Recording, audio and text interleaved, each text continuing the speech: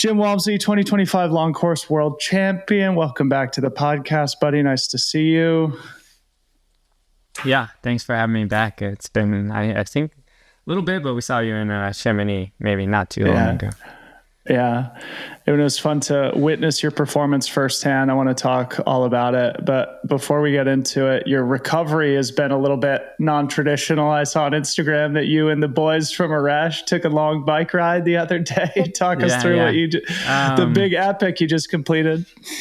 Yeah, I think it actually started out by the idea of going to Munich and catching the last weekend of Oktoberfest. But then that turned into Francois saying, well, we should bike there. And then like, well, what are we going to do? We like bike back? And like, we shouldn't do that. And then it was like, I think Simone and I were into like, let's just take the train there. And then it turned into, well, what do you guys think about a bike trip instead? And we'll just have beers and we'll stay a night somewhere else. And more or less it evolved into that. So kind of back-to-back 8-hour days on the bike of about 120 miles a day and maybe 4,000 meters of up and down. So my butt was pretty sore by the end of it.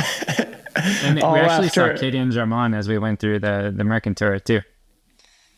Like you just happened to ride past them, or you coordinated a rendezvous? Like we were literally going through Isola, so you cannot give a little heads up that you're coming through the neighborhood, and it worked out to say hi really quick, and then we continued because it was super early on a ride too, so we had to knock some miles out. Awesome. And you were able to put down a couple of beers to celebrate your big world championship with the guys on the bike ride? I guess that part was successful too. Next year, let's do Oktoberfest, okay? And I'm going to tag along with you guys. That'd be great. Launching into it, I want to just start just with a conversation that I was having with Adam Mary throughout race week in Canfranc, just about you and your clutch gene. And it's kind of tangential to what we talked about at Western States earlier this summer about like learning how to win.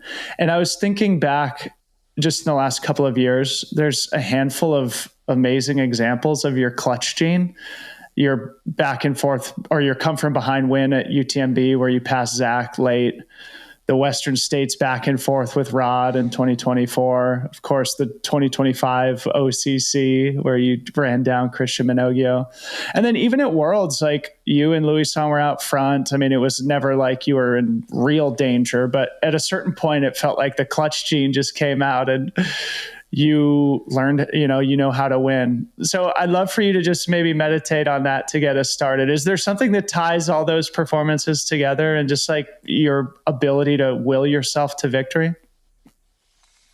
I mean, I think it's self-feeding in that like going through it a couple times starts to give you more and more confidence being in that situation. Like I think the first biggest situation like that is definitely maybe with Zach Miller and at UTMB.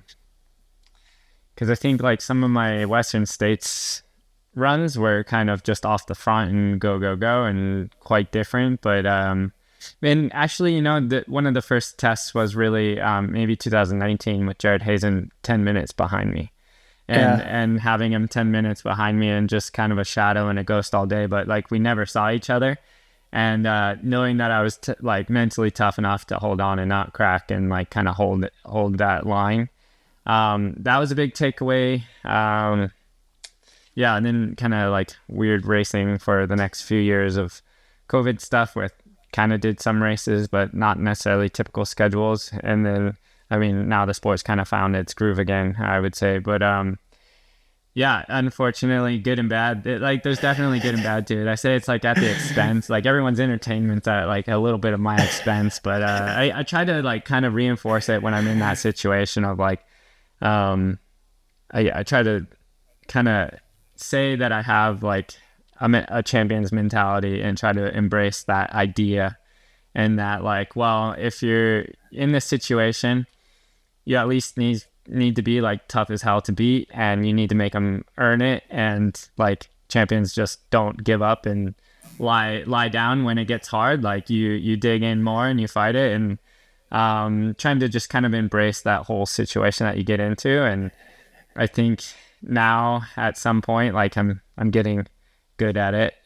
So there's that. Yeah.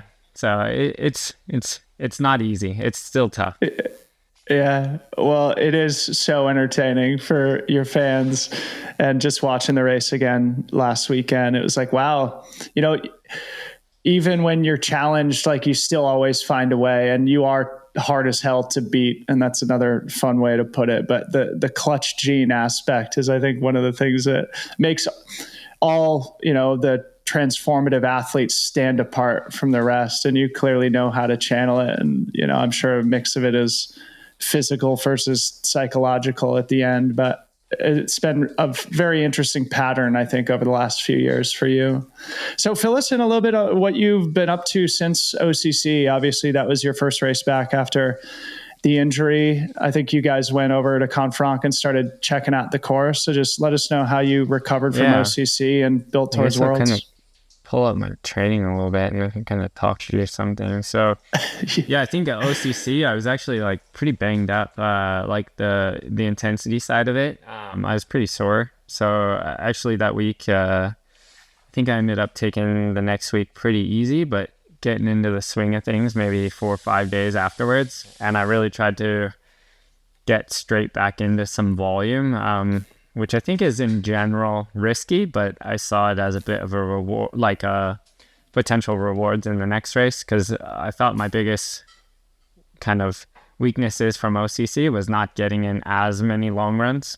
So that's something that I definitely wanted to try to kind of incorporate in the little window that I did have. So I had about like 3 weeks to work with. Recovery went well from OCC, and that like didn't have any lingering issues or injuries. I guess I kind of had to baby a little bit the ankle roll I had, so that kept things a little more toned down and conservative as far as footing for a while. And probably it was about 2 weeks after I did like my big long run in between things, and that ended up being maybe like about 40 miles with 16,000 feet. Was kind of my big long run in between, and the idea behind that was just to keep it slow. I think it ended up being like 8-9 hours. And I thought that one, like when I completed that and I got through it, and I could kind of like have a bit more like a feeling of strength through it, not like faster in any way. But I knew I was in a pretty good position after getting through that long run. And then I guess I had like one more medium-ish long run. So like my weeks after OCC were 100 miles, 27,000 feet, 115 miles with 37,000 feet, 91 miles, 30,000 feet. And then the week of the race, I didn't taper too much. I felt like I did take a bit more taper before OCC to try to bring out some of the pop in my legs, and just kept like lower mileage but sharper workouts, and then went straight back into long slow stuff afterwards. So that ended up being I think really beneficial for the different styles of it. I mean, Canfranc, the course itself, like the trails are much slower than what we see in Chamonix, so they're much more grindy, whereas OCC, like if you're fit and fresh, like you can kind of rip up some of those climbs and descents as fast as you can go. So it reminds me of something I wanted to have you comment on, and that I had an epiphany after OCC that the entire men's top 10 was doubling back to Worlds, either in the short trail, long trail, or even the classic in David Norris's case. And all 5 of the men who doubled from OCC to long trail all finished in the top 10 of long trail too. So the double was like very successful for all of you guys. Is there anything that would be fun to talk about? Or did you guys, all the OCC guys, have a chance to kind of share some war stories after the race? I don't think I've debriefed it too much. I mean, Christian, like he's Italian, like he's only speaking Italian. And then I think you say his name, Andrew from Poland. I didn't catch up with him at all after the race, but I did know like he went like straight over to Canfranc and was putting in big training. And I think he was actually maybe the most similar as far as like bold of trying to put in more work on top of what he had for OCC. But maybe debriefed the most with Adam Peterman because he had the same stuff line up and he stayed out in Europe in between the two races. But yeah, I think like if you're ready for OCC, or CCC for that matter in Francesco's case, like you'll be ready for another race in a month. It's just whether you can recover from it. And I guess like even during the race, I kind of was wondering if like the French team wasn't allowed to do any events at UTMB week. They were like forbidden from that. So yeah, during the race, I'm like, I wonder if like the French team got it right and they're bringing in something that like we used a little bit too much, like just during the race when I'm with two French guys, Benjamin and Louison, who I have raced. And knowing things are interesting, but at least being in France and more familiar with France and having friends that are like know these guys fairly well, like I had plenty of fair warning about them well before the race. It wasn't a surprise to be running most of the day with them. Yeah, it was interesting because the inverse wasn't true. You know, the people who did CCC and then doubled seemed to have a harder job at the World Championships. But it was so cool to see all five of you guys in the top 10. Yeah, it definitely. Yeah. Well, it even feels like just the long trail guys kind of represented and like went down into OCC and even like did pretty well. Kind of swept conditions and then chose to do the long trail. I think it just justifies a bit of like, I mean, long trail guys not to be overlooked is like we're not just bumping up because we're slow or this or choose it. We choose this life and like. I don't know. There's other skills, but I think it just kind of goes to also our priorities in the sport and how we kind of treasure some of the longer distances, not necessarily the longest distance, but some of the sweet in the sport. Yeah.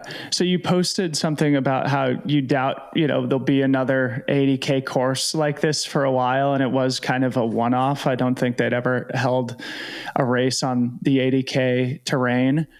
Is there any way to kind of capture it in words, like what the first impression of the course was when you arrived, like, and how it impacted confidence and strategy for the race itself? Yeah, I think like a month plus before OCC, I started because the Italian team went out maybe 2 months before the race, a month before OCC, whereas the French team went out maybe 2 weeks before. 2 weeks before OCC, and like you'd get kind of some reports back and this and that on the course, and we just kept hearing like or I kept hearing that it was just super technical. There's no trail, there's just no running, like kind of BS in that regard. And then when I finally got like boots on the ground with I went over there early with Caleb Olsen, and we saw it. It's just like, oh, like this is a little bit of a problem. It is quite technical. Like I've never raced on a course that was perhaps like properly technical with exposure like this of like, I love training on this stuff, but then you put on like the perspective that you could be going full gas on something like this. It definitely is not very confidence inspiring because we had some proper ridges, but I know actually going down to Cape Town in 2021, there were some like super technical sections, or there's other courses I've gone out to scout early, say Madeira Island, and I run through it. I'm just like, this is crazy. This is just impossible, or like this is super technical, and you just do the run through at like training pace, pretty casual. But then when you put the race bib on and you do have pressure of people behind you, maybe people in front of you. It's just completely different. Like what was technical or seemed super, super hard and with like razor sharp focus, generally, it goes way smoother, and I don't know why, but I have taken away some confidence. Super technical now, but we got to wait till there's flags. We see the right route through it. And, we just have that little bit of extra pressure that we don't have when we're running training. Yeah, I don't know if you had a chance to look back through any of the live stream, but they did a really good job of capturing just the remoteness, just the grandiosity of the terrain, and insane. And yeah, it was insane. we stayed at a like kind of a bed and breakfast place on the way back, and just trying to explain it to the hosts there of like what, like not exactly everything, but just the fact of like, oh, this is where we ran, and then showing them a video of like one of the drone shots where I'm running on the ridge. I'm like, no, that's actually me. Of like, in no way, like it's pretty insane. I think the coverage ended up being like people were super stoked on that. Where in years past, I think world champs, like you just say, the coverage has been kind of garbage. To say everybody's lost in the dark, but I think actually bringing some of that video stuff to life that we've seen at UTMB and other races, and in general, I think European races do bring in the premium like live broadcasting stuff of there's just better service, there's better access, there's more people nearby to go hike stuff in, and they just take it super serious. Like it's just people aren't driving 6-8 hours just to get to the wilderness to begin with, and then everybody's camping out of everything. Like people live there, so like, oh yeah, I'll hike up at 2 a.m. today and no problem. Like there's just, it feels like there's more locals, although Canfranc, I don't think there's that many locals, to be honest. It's pretty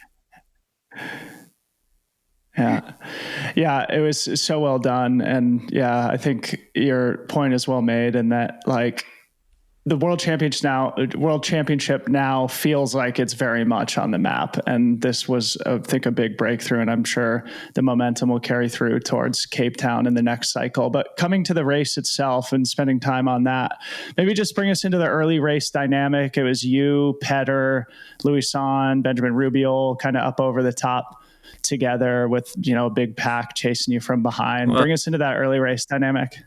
I guess even like first off the line, it was kind of weird because we had 1 mile of road section, like slight downhill, and just this like straight up 180 sharp left down the stairs, and no way you're doing 2x2. It's one at a time. And I'm like, oh, this is a gnarly bottleneck. And I think I remember warming up a little bit with Katie, just going like, no, I think I'm gonna bluff and like maybe give a couple like 200 and then just like disappear into a little bit of in the line. And then sure enough, like things go off. I go a little bit in the front, and then sure enough, I'm like, it feels fine. We'll see. And then end up turn of like, why not? And then you kind of keep the pressure on just a little bit in that, like, you don't know what happened or who got caught behind. I still don't even know the full story, but all I know is like, if anyone did get super caught behind, they had to work a bit to catch up. For sure. Yeah. And then on the first climb, things separated pretty quick. Benjamin was pretty assertive, I would say. And then Vincent was right up there. So I knew one French guy up was good, no problem. But two French guys, maybe a little bit more of a problem. Didn't see Louison at all on the first climb, which the first climb's like 4,000 to 4,500 feet. Like it's a long, steady climb. Comes in two parts, more gradual first and a flat section, then super steep. And then also knowing that like the first descent off of that peak is the same that they did on the short trail, but it's proper downhill. And then we transition into our next kind of valley uphill, which is like high country grass, slow, really hard to run uphill. And kind of off trail, that's a lot of that cross country off trail stuff. And then you hit the couloir, and then you drop into maybe the gnarliest downhill, which the other courses didn't have. But so the first uphills, definitely I would say pretty quickly separated to just four. Petter, Louison, take that back. Petter, Benjamin, and me, I would say mostly, with Vincent just losing us a little bit. And Louison pitcher. And then we go over the top, and I'm like, oh, this is a good group to be in. Petter likes to push hard, and also like one of these like ski guys that other sports stuff where like I think you can just look up his VO2 max, because like in Nordic skiing they just like it's on their bios and stuff. So yeah, 90 something. You're like, all right, we're pushing. It feels good. And Petter's with us. It's probably fine. So I think I was just even looking at him that we were like able to kind of put time on or put some space between Louison and Benjamin eventually. We were able to put some space on them, and I was just like, oh, the big motors are up front. Let's go. Like, let's put the hurt on them on this, because Benjamin and Louison for sure going downhill. And I knew going in that it was a big threat to potentially lose a lot of time on the downhills. So and I were working a little bit off the front. Like, one idea, like, well, if you keep the uphills honest enough, like, everyone's going to be a little bit of recovery, and there's actually not going to be gaps. And then that even turned into, well, why not just win it over the top? And if they want to go on the descent, they're going to have to pass Petter, and then they'll have to pass me. And like, even sometimes, like, they'll pass Petter and I'll see them clipping something, like clipping a corner or clipping a different route. And like, you just kind of give it that little bit of extra gap of like, well, oh, not this one. You got to wait till the next one, and then wait. And you kind of disrupt a little bit of like absolutely bombing descent to just keep everything in check. And I remember telling Petter, like, let's keep pressure on the ups, and then I'll try to control the downs as much as possible.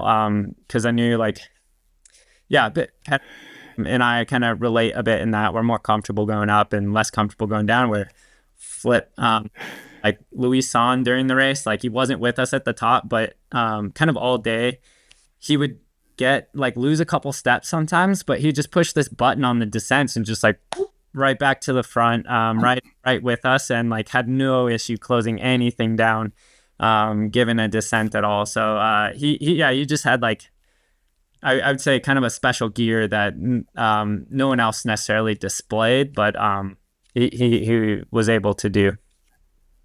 Really awesome. All right. So bringing us into the middle part of the race, I think you just said that you didn't have a lot of experience racing with Louison or Benjamin Rubiel. I'm sure you knew them to be among, the major contenders of the race.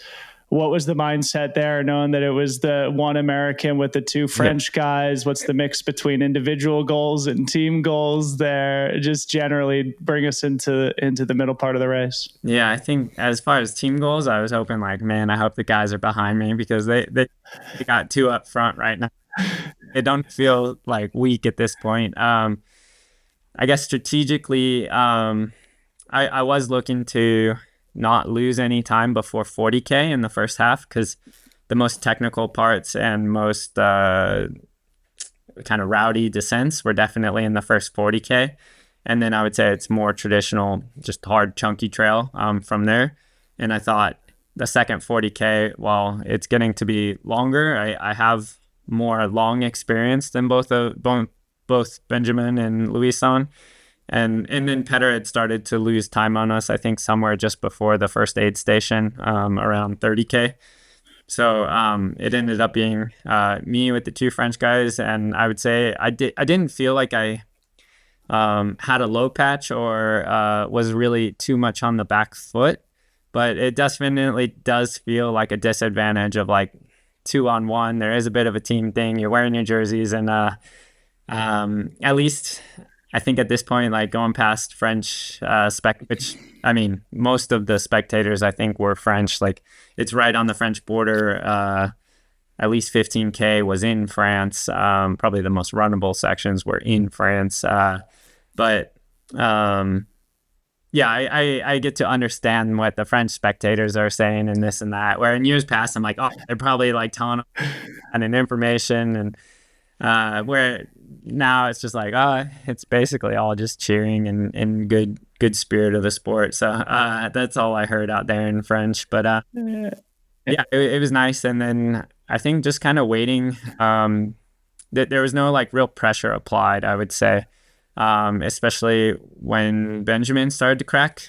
He was kind of there, and then all of a sudden he wasn't there. And that was like maybe the biggest like breakthrough of just applying pressure early, applying pressure all day, staying at the front and not making it fast, but making it super honest. And I think he started to wear down a little bit, and Louison could always kind of close that gap, but he was probably working the hardest. He was definitely working the hardest on the uphills. So when it broke and it was just me and Luis on, I was like, this is actually the guy I'd rather be partnered with late in the race, minus the final descent of the race. Like, it does finish on a downhill, but it's this crazy, like, just switchbacks, non-technical sort of thing. Like, to make up time on that one, it would be a unique attack. I don't know exactly, dude, because it is like smooth runnable, but then break, turn 180, and break, turn 180. Yeah, it's downhill, but it's not like the other descents. So I felt more confident about holding someone off, even if it's pretty tight. And then I think even before the race, I was saying, if I get 5 minutes over the top before the descent, like, I got it in the bag, like it'll be fine.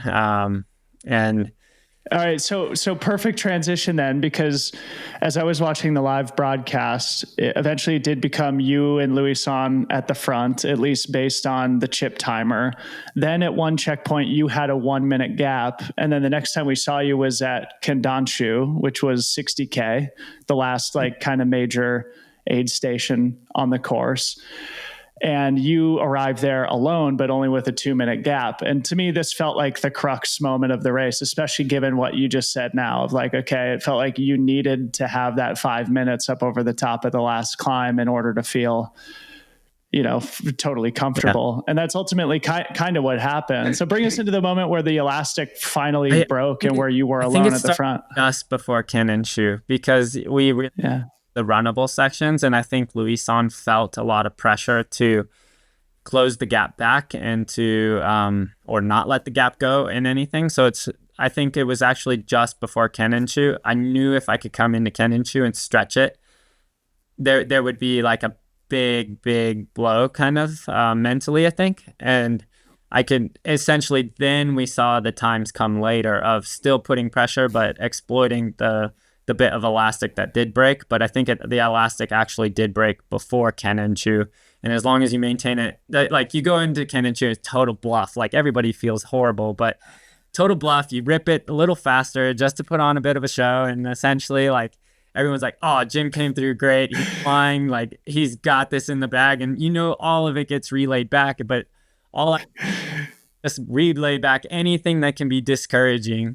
So, like, yeah, you want to put on your best hat when you come through and everybody sees you and stuff. I mean, things were going fine and things did feel pretty good, but, like, at least give them the thought that, like, you're chasing someone that looks good, and then deal with it from there. But, I mean, yeah, there's definitely hiking confidence to finish the race, too. And I think it takes a bit of confidence and experience to be in that situation and to basically have the confidence to continue to just kind of power hike and use poles and not feel like you need to run every step and rush yourself.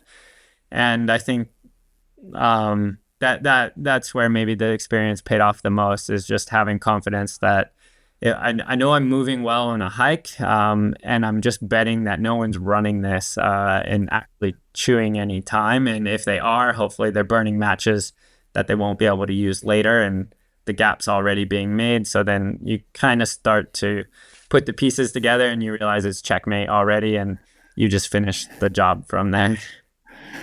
I love it, buddy. And there was a very special moment at Candanchu also where Freddie Trenchard was out on the trail, and on the live broadcast, we saw you pause to give him a high five and congratulate him on his world championship. And as Adam Murray described it there, you call it a bluff, but to those of us who were watching, you locked into gazelle mode where it was like quintessential Jim Walmsley, the long stride looking totally Olympic there in the late stretches of the race. But it was only 2 minutes upon exit of that aid station. But then the next checkpoint we saw, it was 7 minutes, as you said, game over. And you could sort of, not coast to victory, but at least win fairly comfortably. A very, very beautiful performance. Maybe quickly, just reflecting on, you've obviously achieved so much in your career. This is your second world championship. You'd got short trail back in 2019. How do those two achievements compare to you? Like, how do those two performances rank against each other?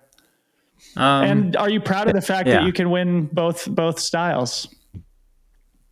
Yeah, I think, of course, the short trail is pretty cool. It's interesting to see it come full circle, and like, in 2019 in Argentina, Francesco and I took 1-2, and we're like, he's back here again as one of the favorites, and I'm back again in one of the favorites. We're just running it again in the longer distance. 2019 was fun. It was interesting. I think, yeah, I probably hadn't cemented as many like consistent wins at that point. I had like, I guess I had just set the Western States course record 2 times. So maybe like the wave of my career was starting to crest as far as like things clicking and getting wins. Whereas like younger days, I think like between training, Strava, kind of the way you do things, you're trying to like earn your spot a bit more, and you're just wasting so much energy and missing your shots when it matters. And essentially that just became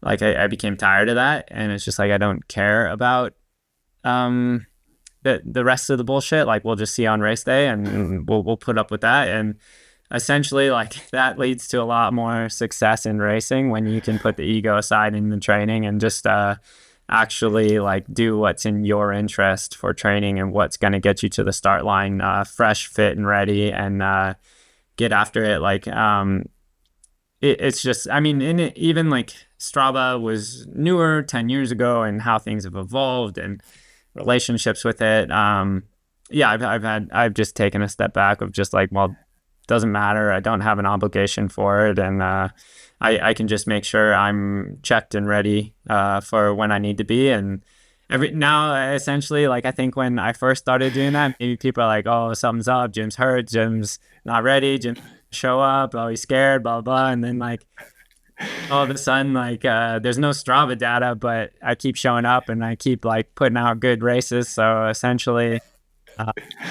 now I hope people expect, oh, he's on the race line. Like, all right, well, you know, that Jim's going to show up. So, yeah. Well, you spoiled us, dude. That era of like 2016 to like 2021, Jim Walmsley's Strava profile was like must-see TV. It was never-ending inspiration. As it, like, I can't keep up with myself as a younger self too. The way I trained, how much I trained, how hard I trained, like I can't do that anymore. I don't recover the same, and I don't think I appreciated the moment. I'm not sure necessarily the sport appreciated the moment. There wasn't the whole platform for everything, and but hopefully at some point, like, it kind of just adds to what everyone else is putting into the pile that I would say has kind of made the pile, which is the sport, grow and put forward of like kind of the product of what the sport is becoming. And now I think like we all can tell like the sport's catching fire. It has all the ingredients of like really great stories, races, places. I don't know. You and I both know we're both in love with the sport, and we hope it at least becomes something that I guess like a greater like cares about. Not necessarily like no one has to partake in it, but it's fun to just have a horse in the game to just cheer for. That gives you some stakes to follow races, and I think broader audience can be bigger fans of trail running and enjoy watching a long format style race. Yeah, totally. And doing what's in your own best interest. And I'll see you on race day. It's a sign of a mature athlete, and clearly it shows up in the results too, even if those of us who are your fans can't follow you on Strava anymore. You made a comment to me in Canfranc that I'd love to have you explain to the audience here, which was just your shoe selection. And I thought this was like a great microcosm of what makes you special and different as an athlete. So walk the audience through your shoe selection for Worlds. Okay. Wait, in what regard do you mean? Or you said you picked a pair of shoes that was a little less fresh for a very specific reason. Yeah. Okay. So like, I wanted to break out a pair of Hoka's that, well, Hoka gave me over a year ago. I have 2 special colors of my shoe that I haven't like had I should have ripped them out, or I should have put them out at Chianti. I think that would have been the moment. But I have some like fun colors and designs for a pair of shoes that I just keep in a box, and now I've just started traveling with, so I have them at the right moment. But essentially, the world wasn't the right moment. As we're scouting the course, we're checking things out, and kind of takeaways from wearing a brand new pair of shoes at OCC. And some of my sensations and feelings with things is just that I found that my actual like training pair of shoes just felt way more comfortable and stable on the terrain than something that would be. The takeaway was that like things are kind of broken in. The foam is a bit less reactive and like conforming to a bunch of the little rocks and bumps a lot more so, and not actually like popping you off of them quite as strongly. So perhaps like one of the takeaways could be with the super shoes and stuff as things get rockier and more technical is like actually go for an older pair, but like give them some time to kind of fluff back up a little bit. And then I actually also opted for, I opted for like the more grippy version of the one I have, plus a black rubber rather than a colored rubber that I wore at OCC. Just putting priority towards, I would say, control over technical terrain, not slipping. People have hunches that the black Vibram is more grippy than other colors because of the additives. So yeah, I hard to think that there is a difference, but when I guess like your job's on the line, like screw it, like I don't care. If it's pretty simple, say it's a California race, like you can probably go with whatever rubber you want, but I'd say the Pyrenees go with black rubber. Yeah. You were talking to Ryan and I when you made this comment in Canfranc, and we were both like, see, this is why we got to talk to you more often. Like there's so many of these interesting nuggets that I think the audience would just find fascinating, of just like, yeah, there is a lot of consideration that goes into the footwear choice. Like that's not a revelatory fact. Obviously you have to think about that stuff, but having a shoe that's a little bit more worn in, that's a little bit more flexible, but that still has like the carbon plate, it's still a racing shoe, and it's got the extra grip, like those sorts of things end up showing up in the result. And speaking of the result, I wanted to ask you about this too. Both you and Tove Alexanderson put up the highest ever ITRA scores based on their performance index this past weekend. Does that mean anything to you? Does this feel like one of the greatest performances in your career, if not the greatest? It's hard to tell. I guess like I've put in a lot of what I've thought is like really good runs or equivalent, but at the same time, like I think the experience during the race, the experience immediately after, and even since, like it feels like it didn't have any weaknesses during the race. Like it ran to plan. We started fast. We kept it fast, and I finished as fast as I could, knowing that I was putting time on other people that were also running really fast. So in that way, and also I guess the end time ended up being like a lot faster than I predicted. I carried food for 10 hours of just like, wow, I think this is going to be slower than people realize. And the organizers are a bit optimistic about what we're going to do, because they're predicting 9 hours, and then ended up taking 25 minutes off of that when they kind of take the leashes off and you get to rip it full gas.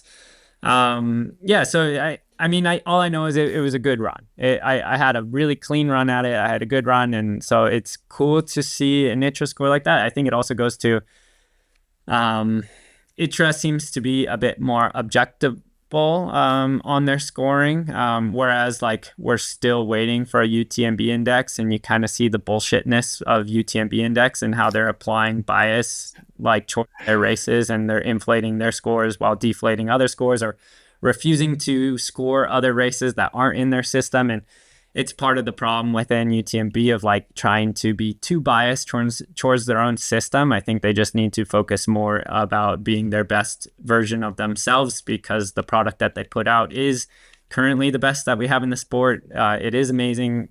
Many of their races are really world class, but like they just miss some simple, obvious, like need like a smack on the head sort of thing at times of like, what are you thinking? Of just like, there doesn't need to be a bias thing to make like the UTMB finals like a higher score because it's the finals, because they want to weight it that way. Like it should just be I think even more so, like at UTMB finals, just throw away time. Like, who cares? Don't do course records. Don't do anything. Like, we want to count first, second, third, 10th. Like, we want to know how you did, how you raced, and like you walk away being a UTMB, CCC, OCC champion. Like, this is what the biggest takeaway should be at it, and what they should address, and just in general in the sport. I think we need to be careful of like actually like doing course records at all. Like, you should be just a Western States champion.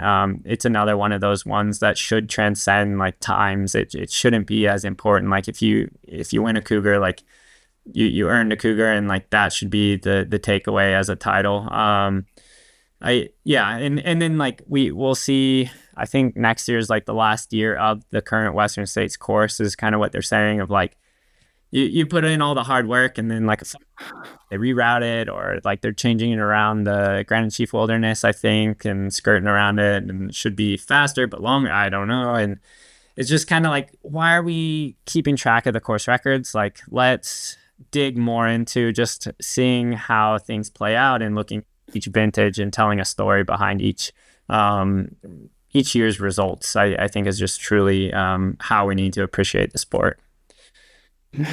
See, Jim, this is why you need to use your voice a little bit more. I've just find that every time you talk about this kind of stuff, there's very unique and important insights. And it leads me to want to ask you about something else that is, not necessarily a huge topic in general conversation, but that certainly was at Canfranc, and that is the potential of trail running being added to the Olympics. There was a guy there named Michael Duggan who introduced himself to me. He said he had been working on the 2032 Brisbane Olympic bid. He then posted on LinkedIn a selfie with you saying, I had a chance to talk to Jim, and he's not too enthusiastic about trail running being in the Olympics. I'm paraphrasing. That's not a verbatim quote, but it's the spirit of his statement. So I'd love to hear your perspective on trail running's potential as an Olympic sport, and why maybe you are skeptical about it.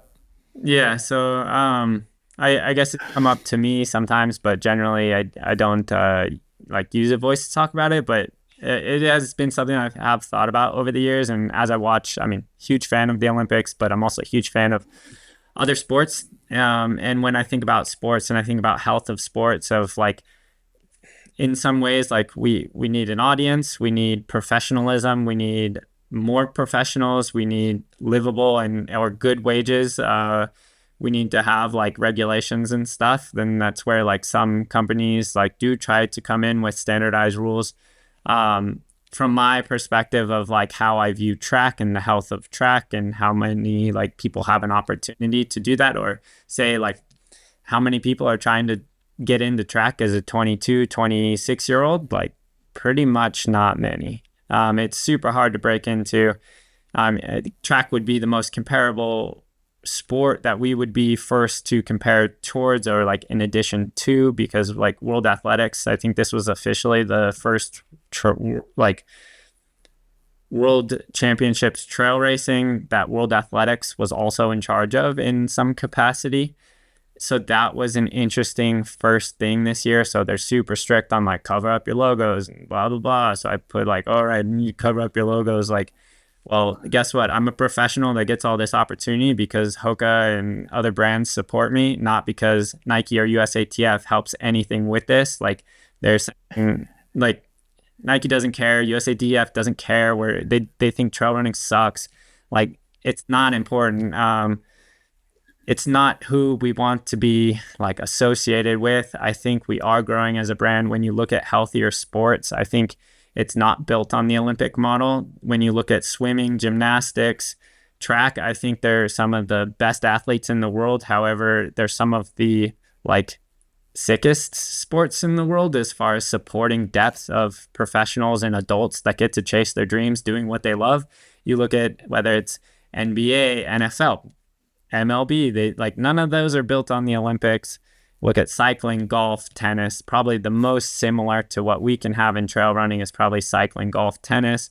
Of like they have their majors, they define them. For us, that's kind of tricky and hard. I don't think we have enough big races to say we have 4 like Grand Slam things at this point. But I think it's something that we need to build towards, and also think about like what could be I mean, actually is, and maybe one of the more interesting conversations, because I think Caleb wrote an article about it before the world champs, but essentially where this stands in our sport and this and that. And we had a lot of conversations because he came out to Aresh after UTMB week and he stayed out here for a week. So we got to train out here in Aresh, and then we went out to Canfranc early and trained together. But one of the things was that came up was just like, well, what would our like Grand Slam be, and what would this be? So then I also got to pitch it to Vincent. I got to pitch it to Francois, Simon, and like kind of hear a bunch of sounding boards. And it's interesting. I wouldn't say there's like a perfect consensus, but I would say like if you kind of look at the powerhouse of like what we're building the sport around, it kind of goes back to some of the original like Ultra Trail World Series races that were like the OG ones back in 2016, 17. Like they picked some really good races, and now it's kind of split between like what UTMB could buy and what the races that said no thank you. And they've become, most of them have become part of the World Trail Majors, which is kind of so-so, and they've added other races that no one's ever heard of, which has kind of made it, I don't know how I feel about it. And then you have like Transvolcania just doing its own thing of like, it will always be its own classic, amazing island race, which is pretty cool. Or like Reunion's kind of in that too of super, it's only French, but similar like island amazing race. But I think we can really build off of like the existing framework that we have. I think we need to be extremely hesitant and skeptical and protective of what we do have when World Athletics and USATF start coming in and trying to control things. Like you even look at the US trail scene side of things, like what happens when a track runner first comes into trail running? They target all the USATF national championships, and guess what happens? Like no one notices them because no one cares about it in our sport. What matters is when you show up to the races, you race, and you race which races mean something. And that's something that track runners don't know, because when they first come in, they don't know about the sport. Because guess what? I was exactly that person when I first came into the sport. I thought all the same things as a track runner, traditional track runner, like slow people couldn't do things. And I've just like grown so fond of like the differences in how we are different, and like the qualities that come out amongst like guys that like Zach Miller didn't ever break 15 minutes in the 5K, yet he's one of like these guys with a heart of a lion, absolutely will never give up. He's a guy that you do not want to be in a race with, in an ultra of like, he absolutely tear himself apart. And like, you think just anyone on the track has the same heart that Zach, no, we all know. Okay. And like, there's different qualities that truly come out in ultra that expressed in a 2-minute to 30-minute race. Like you can't express it in a 2-hour race. Like, it's just everything has to click so well. You actually have to be, I mean, for a marathon these days, you have to be able to click off 440, 450 miles for a full marathon. Like now you're talking about like proper leg speed. A lot of this is really like dipping into over your threshold pace. So like ultra, you're not really getting into threshold. You're flirting maybe up to your T2, but really it's more with your T1 up and down, and how you're kind of flirting with that, and how you can always bring it back, finding efficiencies, how you're eating, what you're eating and stuff. But like ultra, just it's a different sport essentially is what it boils down to, and we need to protect what we do have. It's hard because we don't have a perfect direction or a perfect unity within the sport either, and we're figuring it out. I think the Pro Trail Runners Association is like a really good step forward, but it's also kind of got its own opinions. But they've also stepped in places to represent trail runners. Like, this isn't okay. Like we need to do better than this with, say it's the World Champs or say it's UTMB. Like balance between those things. Like I think ITRA just stepped in to try to negotiate how it can get into the finals for UTMB to make it more fair for how demanding our sport is. Like we can't just be doing these races. Like there's other great races, and we need to respect our bodies and health. Yeah, so many great insights there. When I was in Canfranc, I talked to Remy Bonnet about skimo being in the Olympics too, and he felt similarly skeptical about it. In fact, he said, as a multiple-time world champion, in fact, I don't think he's lost in 3 years on skis, that he won't be racing in the Olympics, and that the format they've chosen is that the races are like 2 minutes rather than something that actually is an endurance event. It's a really good example of like, so living in Aresh, we have one of the classic long trail courses, and it'll actually be the long team world championships in March next year for the winter season. Pyramenta. It's a 4-day skimo stage race. I think Remy's actually never competed in it.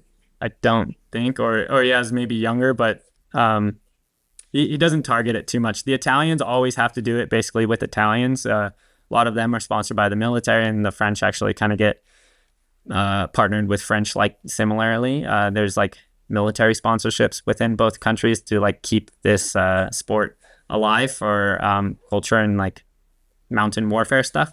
So there are funding for it that way too, and so the team, there's always a partner in it. But I would say like the true essence of skimo tends to be these long format races, and it tends to be these amazing, gorgeous places and courses. And when then they first proposed the skimo in the Olympics, they were going to do vertical sprint, which is the one that they kept. That's like the 2-3 minute race.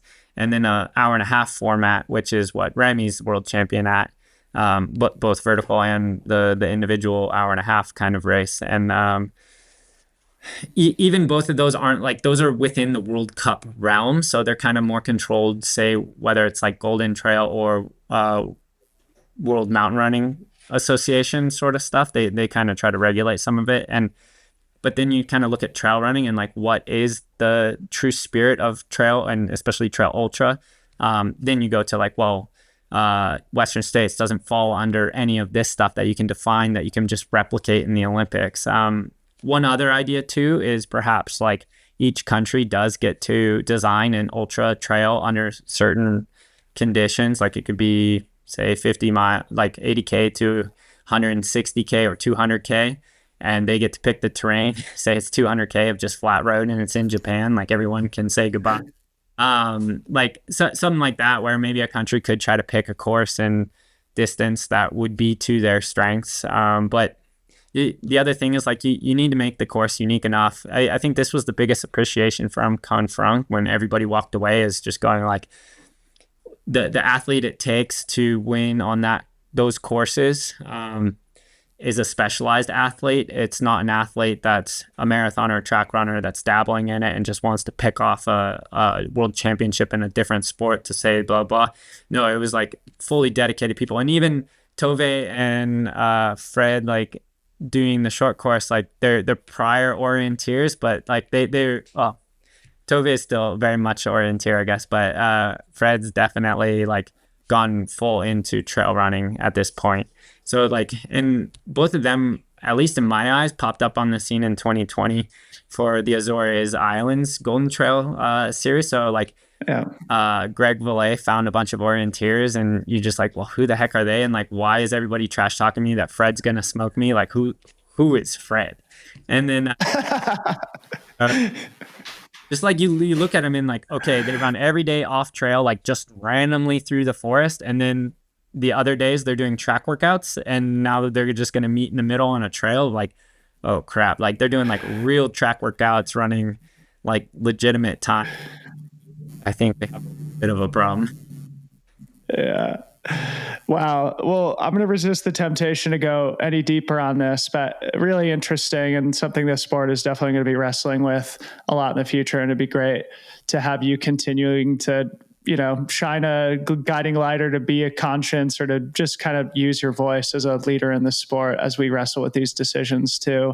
One more thing before I ask you what's next. Of course, Jess was also on Team USA there in Canfranc. I talked to her after the uphill race. She wasn't super happy with her performance, but still you guys both were able to compete together for the Stars and Stripes. What was it like sharing it together? Any highlights of the family competing at the World Championship at the same time? It was super cool to have both Jess and I competing at the World Champs. Like, I think we were one of two couples that were represented. I think the Hemmings also both made the team, but right, and maybe three. Yeah, I think, was it Claire? Claire and Trayson. Yeah, I think I'm missing a few now. But Jess there was super cool.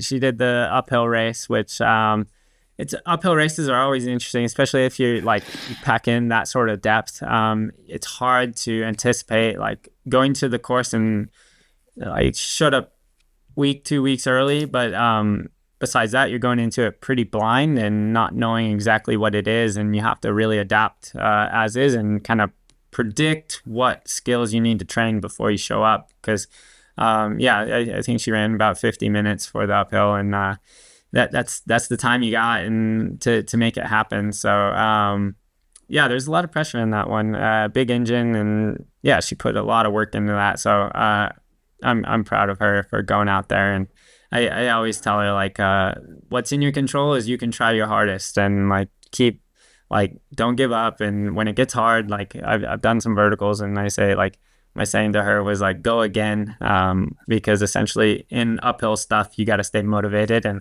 when you start catching yourself getting tired, like try to restart and go again.